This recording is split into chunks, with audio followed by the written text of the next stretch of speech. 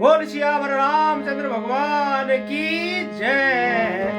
जय राम श्री राम जय जय राम, जय राम श्री राम जय जय राम, जय राम श्री राम जय जय राम, जय राम श्री राम जय जय राम।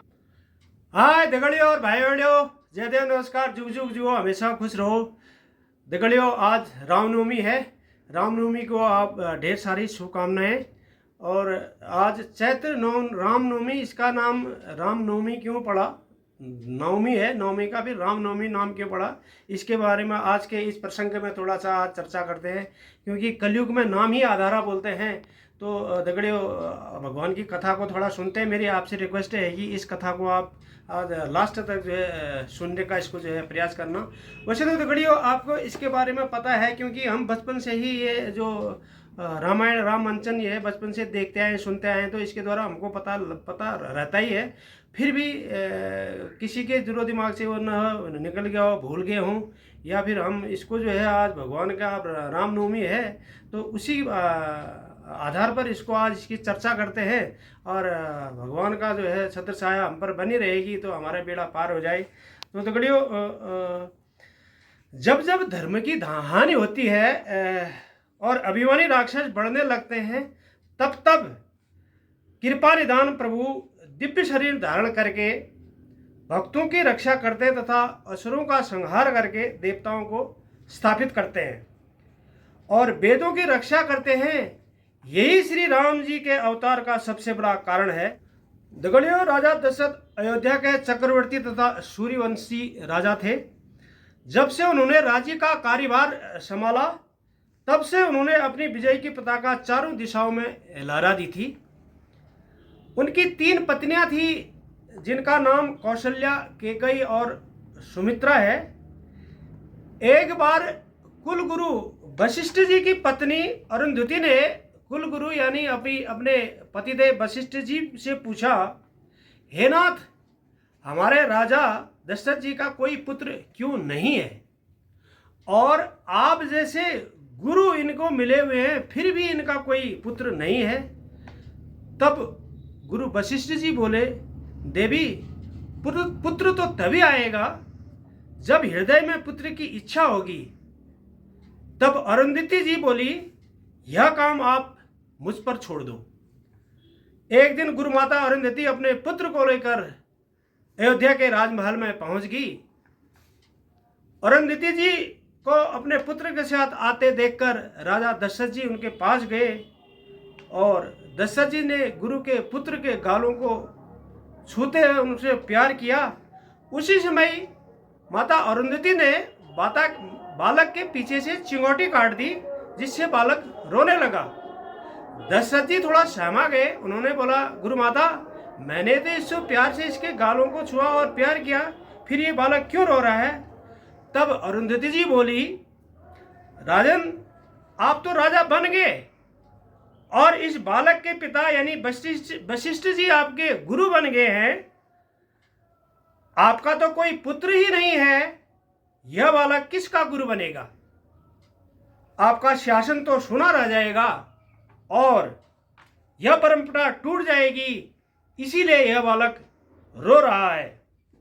जैसे ही दशरथ जी ने माता अरुंधति की बात सुनी तो उनके मन में गलान हुई और उन्हें राज्य की चिंता सताने लगी। इस चिंता के चलते राजा दशरथ जी ने गुरु वशिष्ठ जी से इसका उपाय पूछा, क्योंकि जो गुरु के घर पहुंच जाता है भगवान स्वयं उसके घर पहुंच जाते हैं। राजा दशरथ ने गुरु वशिष्ठ को अपना सारा दुख सुनाया।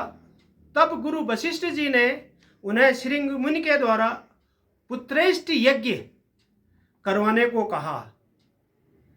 दगड़ियों राजा दशरथ और रानी कौशल्या की एक पुत्री थी जिसका नाम शांता था। शांता का विवाह श्रृंगी मुनि के साथ हुआ था। अपने ससुर राजा दशरथ के आग्रह तथा पत्नी शांता के कहने पर श्रृंगी मुनि ने पुत्रेष्टि यज्ञ करवाने को तैयार हो गए। श्रृंगमुनि ने यज्ञ की पूरी तैयारी की और राजा दशरथ के द्वारा यह यज्ञ करवाया गया। जब यज्ञ में पूर्णाहुति दी जा रही थी, उस समय अग्निकुंड से अग्निदेव मनुष्य रूप में प्रकट हुए तथा अपने हाथ में खीर से भरा एक पात्र लाए और जो राजा को दे दिया और बताया कि यह जो खीर है वह अपने तीनों रानियों को खिला दे, इससे पुत्रों की प्राप्ति होगी। राजा दशरथ खीर को पात्र को लेकर अपने रानियों के पास पहुंच गए और खीर के दो हिस्से किए गए। एक हिस्से को कौशल्या रानी को खिलाया, जिससे खाने के पश्चात कौशल्या जी की गर्भ में भगवान राम प्रकट हो गए, और जो आधा हिस्सा था उसके दो हिस्से किए गए। उसमें से एक हिस्सा रानी कैकेयी को खिलाया गया, जिससे कैकेयी माता के गर्भ में भरत जी प्रकट हो गए। बचा हुआ जो एक हिस्सा था उसके भी राजा दशरथ जी ने दो हिस्से किए और उसमें से एक हिस्सा रानी कौशल्या को दिया, दूसरा हिस्सा रानी कैकेयी को दिया। लेकिन रानी कौशल्या और रानी कैकेयी ने उन हिस्सों को न खाकर उन्होंने अपने अपने हिस्से रानी सुमित्रा को दे दिए, जिससे खीर खाकर रानी सुमित्रा जी के गर्भ में लक्ष्मण जी और शत्रुघ्न जी प्रकट हुए। इस प्रकार सभी रानियां गर्भवती हुई।